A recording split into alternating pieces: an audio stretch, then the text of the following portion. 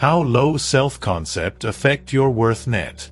In part 1, I will cover how low self-concept affect your life and your money-making process.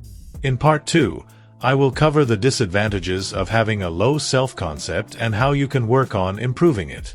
When I was broke, I lived my life in worry and fear.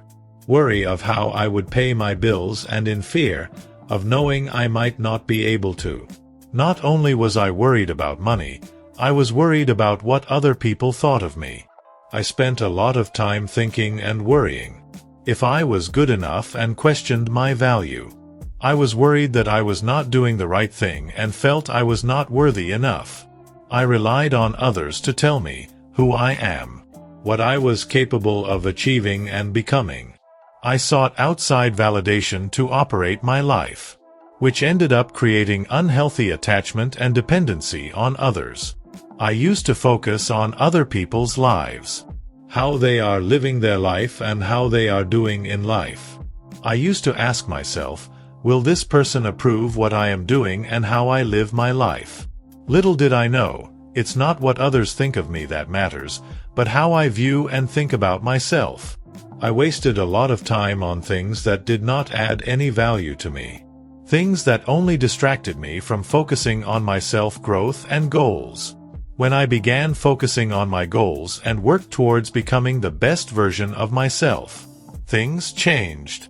I moved from a person who was a people pleaser, wanting validation and acceptance from others, to a person who is fully confident in myself and my abilities. I wanted someone to compliment me every step of the way. For someone to tell me, I'm doing great, that I'm capable of doing something great. To a person who confides in myself and with those aligned with my goals. I learned to consult and trust in myself more. I began to value doing things in silence, and to learn to celebrate myself. I began to value my time, energy, and money.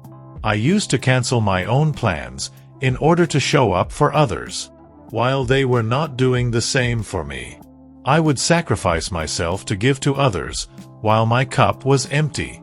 It was only when I began to value myself, see myself as important as everyone else and put myself first, to create boundaries and distance myself from things and people that were not adding any value to me, that my life turned around. I went from someone who was readily available to everyone's plans, to someone whom you have to inform me in advance if it's something that I have to give time to. I learned to say no without feeling guilty. I decline anything and everything that does not add value to me. I distant myself from anyone or anything that threatens my well-being and my peace of mind. My favorite go-to statement is, I am not available for that.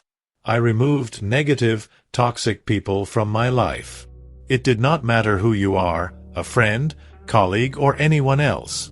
I distance myself from anyone and everyone that does not align with my mindset. And if I cannot remove someone completely from my life, I made sure to spend as little time as possible with them as I can.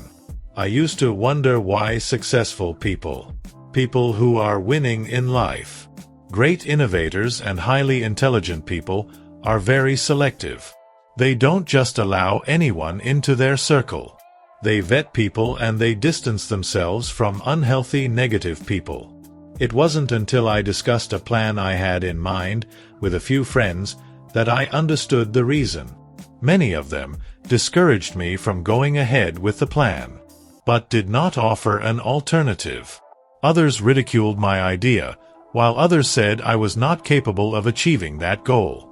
I felt quite discouraged and unmotivated until I asked myself, why would someone ridicule my plan?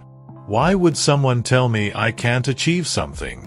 The conclusion I made was, many people's thinking stem from limiting beliefs, envy, and others from lack of belief that someone else can achieve what they think they can't or don't want to work to achieve.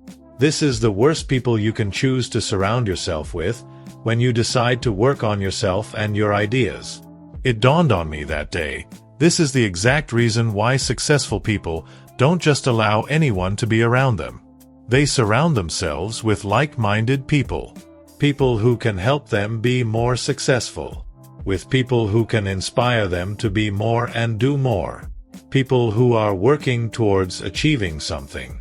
And with those people who have great mindset and great self-concept.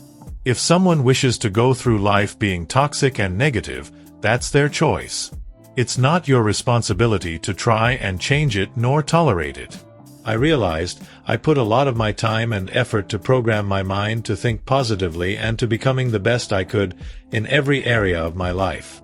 Putting myself in close proximity with people doing the opposite was doing a great disservice to myself.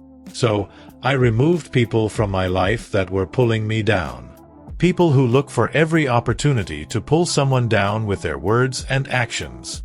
People who never have any positive news to tell, and those who spend their time complaining, while doing nothing about their situation. I removed naysayers from my life. If you can't motivate me to do something, then I don't allow you to mock my effort. Or tell me I can't do it. I began to align myself with people who are succeeding. People who are working on themselves and their dreams. Those who have ambition and desire to succeed and are working on their goals. As a result, I began to achieve greatness. I became more confident in myself and my abilities. I felt so inspired and motivated to work on my goals. I believed it was possible for me to achieve great results. I began to value myself. To see myself as someone who is fully capable of achieving anything I set my mind to. The time and energy I spent on focusing on others, I brought it back to myself. As a result, I achieved what others said it cannot be done. It's amazing how life changes when you direct the power back to yourself. When you focus on improving your life and your mindset. When you put all your focus, time, and energy on your goals. You become happier, wealthier, healthier, and more at peace. This gives you the energy to pursue your goals and achieve them.